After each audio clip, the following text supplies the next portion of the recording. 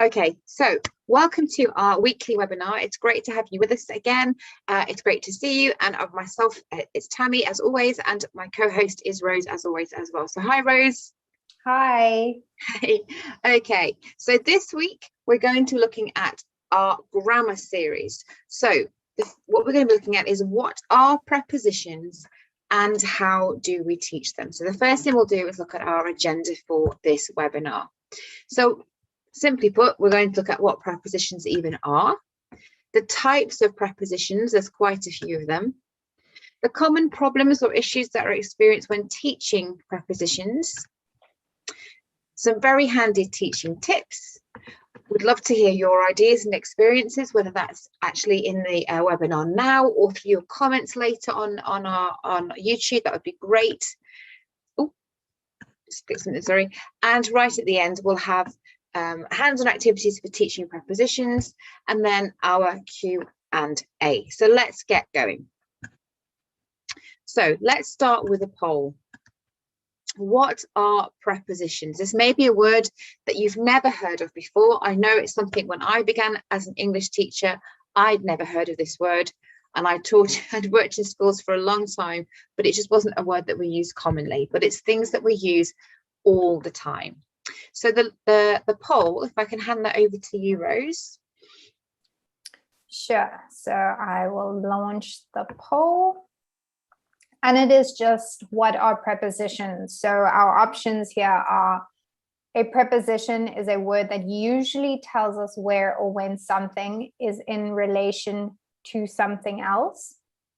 A preposition is a word used to identify any class of people, places, or things, or to name particular one of these. And then a preposition is a word used to describe an action, state, or occurrence. Now, here's only one correct answer this time around because, of course, it's a definition. So it can't be more than one.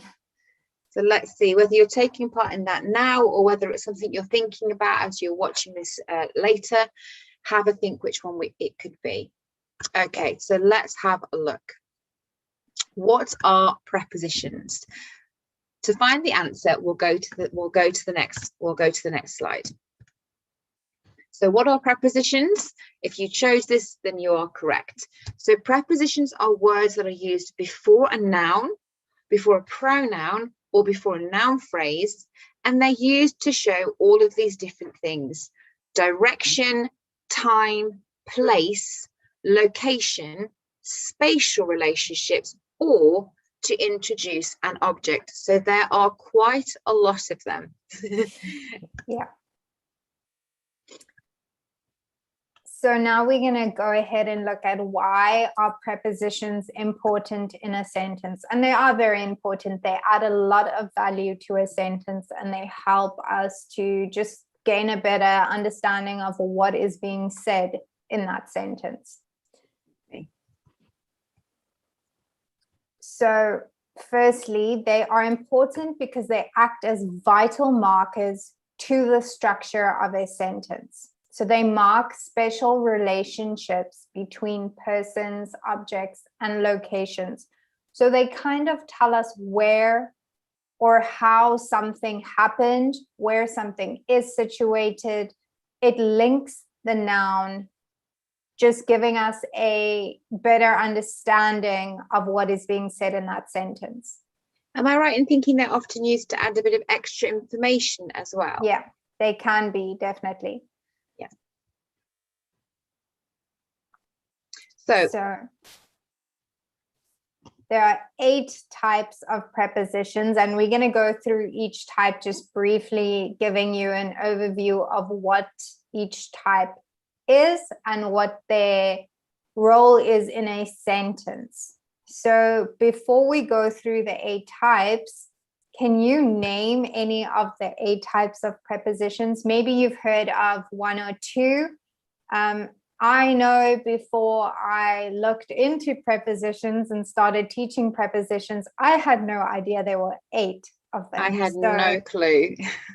And now just reading up about them, you know, you use all of them a lot when you are talking and when you're writing. So it's great to just become aware of, you know, how to use them and when to use them. Definitely. So the different prepositions are the following. Again, we'll just read through these because we're going to look at them in detail in a moment. So we've got prepositions of time, prepositions of place, prepositions of movement, of manner, of agent or instruction, prepositions of measure, prepositions of source, and finally prepositions of possession. This may seem quite overwhelming because there's so many of them. I know when I first learned about this, as Rose, I didn't have any idea and thinking, oh my goodness, how could you ever know these? But actually they are words that we use constantly. This is just giving us a better understanding of the types of prepositions there are, but it's nothing to be overwhelmed about either as a teacher or if you are a student. They are very manageable. Okay, so the first one we're looking at is prepositions of time. So these are used when there is a need to indicate when a particular event happened. So let's look at 3 examples. We have at 10:30 a.m. So if you put this into a sentence, we could say, for example, the football match started at 10:30 a.m. This is telling us the exact time that football match started by using the word at. In summer, for example, in summer, it is normally hot. Okay, so there we're saying a particular event, it's summer and that it's hot. And on Tuesdays, another example to put it into a full sentence. On Tuesdays, we normally have pasta for tea. We're just talking about those particular events that are happening at that given time. So again, nothing scary. So now we will take a look at prepositions of place. So prepositions of place are used to refer to a place where something or someone is located. There are only 3 prepositions of place here. So just bear in mind that some prepositions, the word will be used in different types of prepositions, but their meaning is different. So it's the same word, but they mean different things. So firstly, we have at, which is used to discuss a certain point. So it's telling us that exact point, you know, where something is. So for example, I or she is at the supermarket. So it's telling us exactly where she is. Then we have in, which is used to discuss an enclosed space. So for example, I put my toys in the toy box. And then we have on, which is used to discuss a surface. So my book is on the desk. Now, this type of preposition is fantastic for using props during your lessons. You can have a ball and a book, and you can get your students to tell you where the ball is. Is it on? Is it, you know, so it's a great preposition to use in class and get them involved in using this preposition. And I think if you were in a classroom setting, you could do that online, but as a whole classroom setting, that could be good fun. So you could have them sit like at someone sitting or sitting on chairs or something, as long as it was safe. Yeah, lots of great. I love teaching prepositions of place. So we'll move on to prepositions of movement. So these are used to describe the movement, but the movement of what? Well, the movement of one noun or pronoun towards another noun or pronoun. And we usually use them with verbs of motion. So let's look at some examples. We've got across, through, into, up, to, and along. So we're not going to give examples for every single one of these sentences. I thought we would just look at 2 of them. So for example, the preposition of movement for the word across, so describing the movement of one noun or pronoun towards another noun or pronoun. For example, my mum moved, there's your verb of motion, across the room to talk to my dad. It's the movement of one noun, so mum, moving across to the other one, dad. And then we've also got, let's have a look at along. For example, The children walked along the path. Okay, so we're showing a movement. The children, that noun, what are they doing? They're walking along the path. And this is also great fun that you can use. You can use toys. I think using toys to teach this is really good with younger learners. Get their toys to move in the direction that you want them to do. Get them to say what their toy is doing. My toy is moving into the box. Things like this. It's a nice fun element. So now we're going to look at prepositions of manner. So these are applied to describe the way or means by which something happened or happens when used in a sentence. So let's have a look at 2 examples. So he goes to work by train.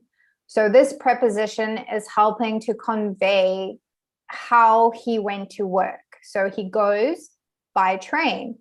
And then another is he faces danger with courage. So it's telling us how he faced that danger. So these are very straightforward once you get to know them and see them in their actual state. So the title of each, the name of each is pretty self-explanatory once you get to know what they actually are. Yeah, they are. They really aren't as scary as they may seem. No. Because we use them all the time. We just use them constantly. So prepositions of agent or instruction. So this is just it's used for a thing which is the cause of another thing in the sentence. So let's look at these 2 examples to see if we can understand that a bit better. So he was hit by a ball. Okay, so something caused something else. So somebody was hit, that's one thing. What was it caused by? A ball. And we use the preposition by to show that. He was hit by a ball. The second example, they cut the onion with a knife. So this is telling us the onion was cut. What caused that? The knife. So we just use that preposition with to show that.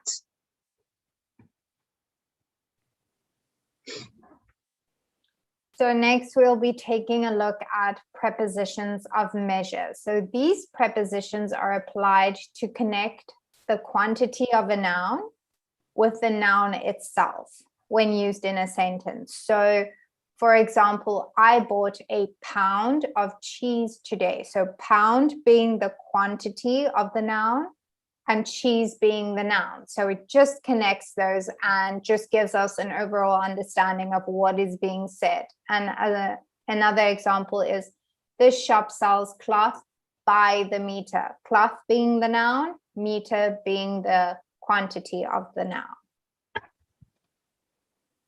The prepositions of source. Well, these are applied when it's needed to indicate that one noun or pronoun owns another noun or pronoun in that sentence. Let's look at 2 examples to break it down. I met the boy with red hair today. This is using the preposition with to say that the boy owns the red hair. It's his red hair. It belongs to him. And the second, my friend's father is a man of wealth. So here we're using of the preposition to show that the man owns the wealth. The wealth belongs to him. And our last preposition we will be discussing today is prepositions of possession. Now, these are exactly what you think they are. They just show possession of something. So they are applied when it is needed to convey that one noun or pronoun has originated from another noun or pronoun in a sentence. So what does this mean? The earth receives light from the sun. So it's just telling us where the earth gets its light from the sun. The source is the sun. The poem is written by me. So who is the poem written by? Me. So it's just giving us that bit of insight as to who owns the noun or who owns the noun or where it's coming from, where it's originating from. Great. So that's all of our prepositions. So there are a lot, but they're a lot easier when they do. So over to you, Rose, about our websites. Yes. So as always, once again, our IQ TEFL website is having a great sale on our TEFL course, and it's really a good price. And this course is created by teachers for teachers, and it's fully accredited by Accreditat and available on all devices. So if you prefer to work on your tablet or your phone, you can do so with no problem at all. And it's a really great in-depth course if you are looking to become an online teacher, or if you would just like to brush up on your skills and, you know, kind of just top up. This is a great course to do. So please head over to iqtefl.com to purchase our IQ TEFL course. And then of course we have our CPD courses on pre-order, and they are also going for a great price, and there are many to choose from. I am busy doing the psychology of individual learners, and I can truly say it is fantastic. And this is for teachers who are already teachers and those who still are working towards becoming teachers. So please head over to iqtefl.com if you are interested in signing up. And then, as always, to view more of our weekly webinars, remember to just click subscribe on our YouTube channel and head over to our various social media pages where we share resources and helpful tips daily. So please hit subscribe if you want to be notified when our new videos drop. Brilliant. Okay, so let's have a look at this now. So what problems can prepositions cause for learners? One could be the number of them.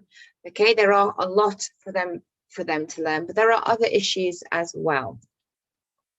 So what are the common problems that cause, sorry, I got a bit tongue-tied. What are the common problems that prepositions cause for our learners? Well, one, most prepositions have several different functions. They can do several different things. So some words used for different kinds of prepositions. For example, at has as many as 18 different functions. So that's a lot. So imagine if you're a learner, that's quite a difficult thing. There's also no logical way of deciding which preposition goes with a particular noun. Unlike some grammar that we'll cover later in our grammar series, where there's clear patterns and clear words that we can only use in that structure, prepositions are tricky little things. They can, there's no logical way. Definitely, yeah. So I think it's just best to bear that in mind when you are teaching prepositions. Definitely. So let's have a look at an example. Now imagine if you're a learner and you have learnt the preposition available. And now look how many different ways it can be used. So tickets are available from the box office. Not enough data is available to scientists. No figures are available for the number of goods sold. And there are plenty of jobs available in the area. So all of these using from, to, for, in, and they are all showing different ways that we can use these prepositions, which makes it a bit difficult. Yeah. So they're all correct, but as we said, in each case, the adjective, and I'm sorry, I said available as a preposition. Please forgive me, that was a mistake. That's the adjective, and that goes with a different preposition, as we just said, from, to, for, or in. I'm sorry that I said that. I think I need more coffee. Okay, another problem is that learners' native language can cause issues with the learning process and interfere with correct English usage. So their native language may use prepositions in a very different way and a different structure of a sentence than we would.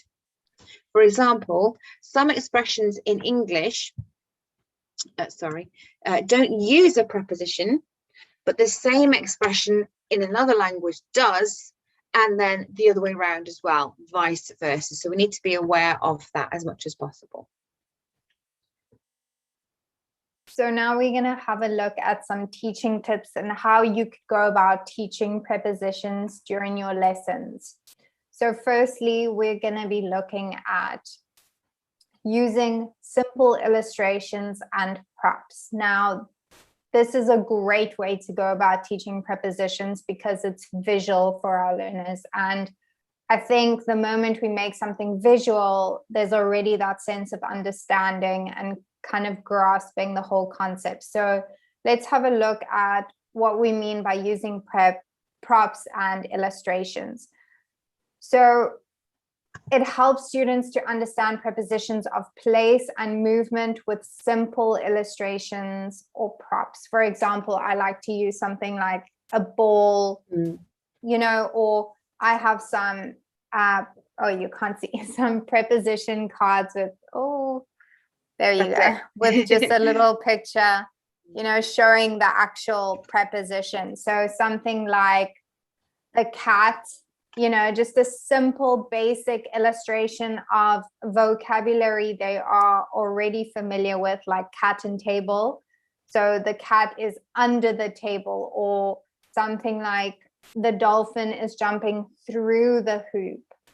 And then you could also use something like, you know, the man is walking across the bridge. All these words they should be familiar with, so they'll gain a better understanding of, you know, what prepositions of place and movement are by using props and simple illustrations. And another prop, I have them, I don't know if you can see them, but I have the flashcards as well. Yeah. And we'll often say, where's the ball? And I might cover the word if they're not sure of it, if they don't, just to test their understanding, things like that. And we were also talking earlier when we raised that this is a great one for using an interactive whiteboard. Yes. If you've got that in your classroom, you can get the children to draw it. I'll often do that. I'll say, can you draw the ball under the table? Can you draw the box? Or if you've got your own whiteboard, or if you can get your student to physically do it or to draw it themselves, and all those sorts of things. They love it, and it helps them to remember it. Number 2, use preposition activities. Now, we can't give a complete list of all of the activities because there are many different ones, but we'll have a look at some of them. So we always want to try and incorporate a fun element into our lessons as much as possible, whether that's with young learners, older learners, less capable, more capable. You can adapt according to your students' age and ability, but if you make it fun, they will remember it. Okay, it encourages participation, it provides a better comprehension, and it checks their understanding. So what activities could we do? So hands-on activities. This works very well in both a classroom and an online setting. So the game Simon Says, for example, we all know that you have to say Simon Says, put your hand on your head, put your foot next to a chair, something like that, giving those nice instructions. Young learners really enjoy that. You can use that whether it's a one-to-one, or you can have the whole class up and moving as well. And we have quizzes, gap fills, and identifying prepositions in text. So they're quite self-explanatory. What I think is a good thing to remember is if you're designing your own quizzes, gap fills, or finding your own text for your students to find those prepositions, think about what's relevant to your student. Don't think about what interests you, but what films do they like? What books are they interested in? What activities do they like? If you have someone who's quite reluctant, but you know they love football, then make your activities based on that. Again, it will help them to participate, and they'll have fun while they're doing it, and they'll want to come back for more. So our next teaching tip is to be aware of first language interference. Now, this is something that happens a lot in online teaching because we are usually teaching students that have English as a second language. So it's always a good idea to just be aware of this issue. So what do we mean by first language interference? Well, some languages may use prepositions where English does not.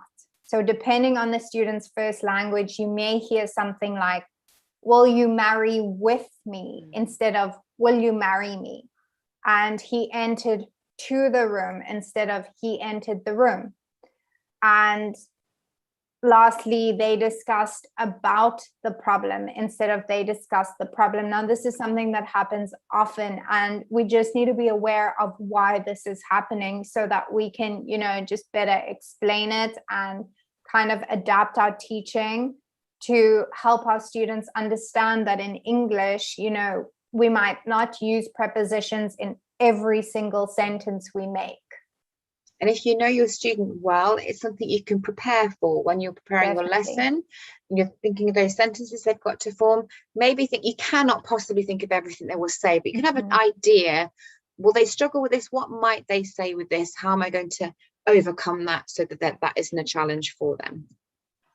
So number 4, again, this seems quite obvious, but it's explain the preposition rule. So we'll go straight into it because that's the easiest thing. So a rule. So the preposition is always followed by a noun, and it is never followed by a verb. So by a noun, what do we mean? Because there are lots of different types of noun. So we have the noun that I think we probably would all think of, the name of an object or an item, dog, table, for example. So this is food for dogs. There's your noun. We have a proper noun. So that's a name of a place or a person. Bangkok, Mary, for example, I went to Bangkok.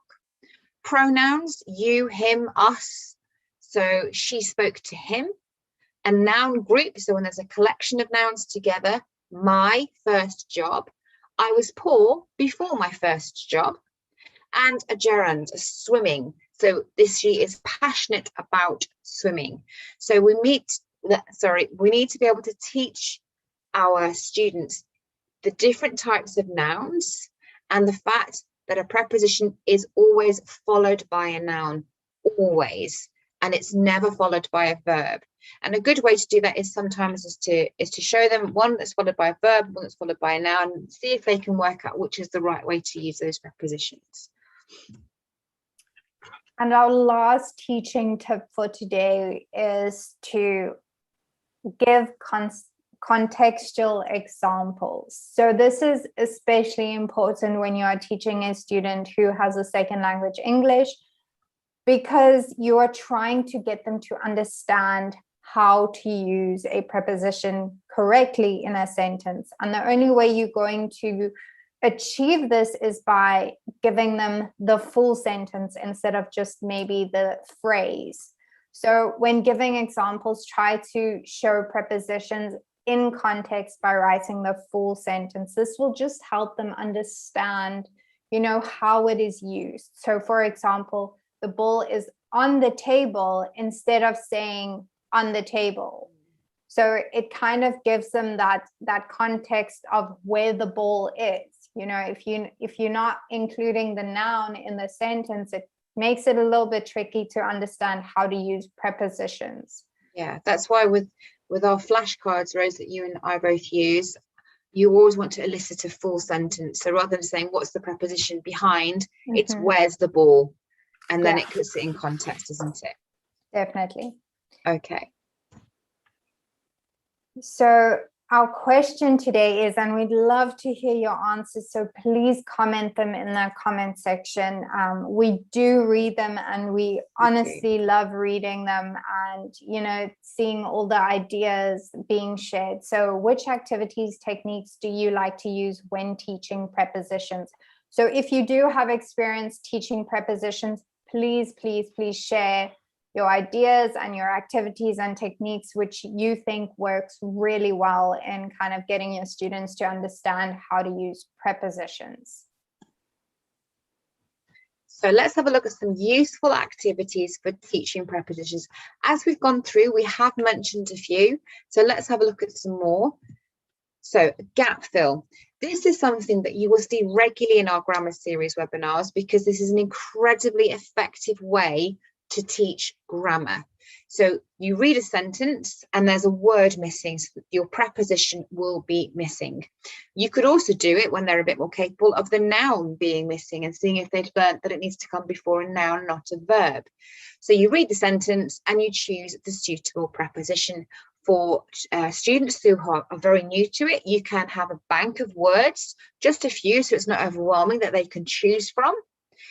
For more able students or very able, you could leave it completely blank and they have to be able to try and do that themselves. So build it up gradually. And for very young learners, you could use pictures instead of words at all. So there's all sorts of ways you can adapt to that. Spot the preposition. So this is where we were talking before about having some text. This can be any kind of text. If you have a student that loves reading magazines, use a magazine, because they'll be more interested in that than maybe a storybook. Not all people love reading books. If it's a newspaper article, anything like that, or their favorite story, get something, make it, again, not too overwhelming. With your lower levels, start with just a very small piece of text and increase the amount and the difficulty of it as they progress. And see if they can underline those different kinds of ones. And as they're becoming more able, you can say to them, what kind of preposition is that? To check their understanding as well. And as we said, we're using that preposition with Simon Says, which is a fun and interactive way to teach that, as we've already explained. It gets them up and moving and they love it. I used to love that game. And it teaches them really well. They will go away and remember that. So this is another one of our favorites, to draw my directions. So students can follow directions and then draw them on a map. Again, if you have an interactive whiteboard, this is a brilliant activity. I will often ask my students to draw the directions on the whiteboard when they're first learning them, and then maybe have a picture of a map, as it says there, and you say, how do I get to the chemist? And they have to draw the directions. You can tell them the directions, and then later when they're more able, maybe they can direct you around the map and see if they can get you to the place that you told them to go. Making sentences. Again, this is another one of my favorites. So when you've taught a preposition, for example, a preposition of place, in, you can then say, can you make a sentence with that? And again, for lower level, you could have a choice of words. You could have a choice of pictures for very young learners, or for those who are more able, just let them do it completely on their own. And I always find, I think Rose is exactly the same, write their sentences out. If you're able to write that on a whiteboard, if that's interactive, or in your classroom, that way, then they can self-correct as well. So you just read it through, does that sound right? And that gives them that opportunity to say, oh no, hang on, and that word isn't right. And it's that auditory, it's the hands-on, it's the visual, it's all aspects of learning. So that's a really effective way. And this is a nice one, check your calendar. So have students fill in a calendar with real or fictional events and describe when they take place to practice using those different kinds of prepositions. And again, there are many other different ways you can incorporate. If you have any ideas, we love them. We can magpie off them as well. So please leave your ideas or experiences, good or bad, things that haven't worked maybe, and how you've overcome that as well would be great. Okay, so if anybody has any questions, that would be, I know we've covered quite a lot during the webinar, but if anyone does have any questions, please feel free to ask now, or you can just leave your comments in the comments box below. Yeah. We don't have any questions so far. So yeah, that's please, okay. Yeah, please do, if you have any questions about any of the topics we have covered so far, please just leave them down below and we will answer your questions. We will. Okay, so finally, this is something that we've just created and literally just this week and just put it onto our website. These are really good. So you may have seen there's 8 prepositions types of preposition, and thinking, I can never remember all those. I would feel the same. So we've created these wonderful quick cards. So the one for this one is literally this that you can see, teaching tip prepositions. So it tells you all of the different prepositions and gives you examples of them when they're used, what they're used for, and then it gives you short example sentences. And we'll be creating these for lots of our upcoming webinars as well. Very handy. You can download them for free, take them with you, laminate them, have it on your phone, however you want to use them. And as Rose already spoke about earlier, our IQ TEFL course is available on our website. It is accredited with a credit at. It is a really good course, and it's an extremely good price. And it opens, if you're able to do your TEFL, it opens your life to many opportunities with different kinds of jobs. If you want to get out of the office, I'd recommend doing this sort of job. If you want this to support your traveling, it's brilliant. And again, you can use it on your computer, your tablet, or your mobile phone. And it is designed by teachers for teachers. And as Rose already mentioned, we have our CPD courses, some which are live and some that you can pre-order for. And I've done a few of these. I've personally done the safeguarding one. Not an easy subject, but this course makes it very, very accessible, really easy to understand, and some really handy tips for something that as all teachers we have to be aware of. So there's many of these things, and there are many of these courses, and there are excellent prices at the moment as well. So finally, we have one more after this, sorry. If you want to come and view our weekly webinars, remember to click subscribe so you can view them at your leisure. You can pause, you can take your time. We are available on all of the following social media: YouTube, Facebook, Instagram, Twitter, and Pinterest. We'd love to hear your comments. And finally, make sure you go to our website, iqtefl.com. It will tell you what the next video will be, what the upcoming webinars, and lots of different teaching tips and tricks, vlogs and blogs. There is so much information going on there, really accessible, lots of very quick, easy things to have a look at, and we are sure you'd find something to interest you. So please click that subscribe button. So we thank you so much for coming to our webinar today. Thank you, Rose. Thank you. We hope you enjoyed it. Again, please leave those comments, and we hope to see you next week for our next webinar. So thank you, and bye-bye. Bye.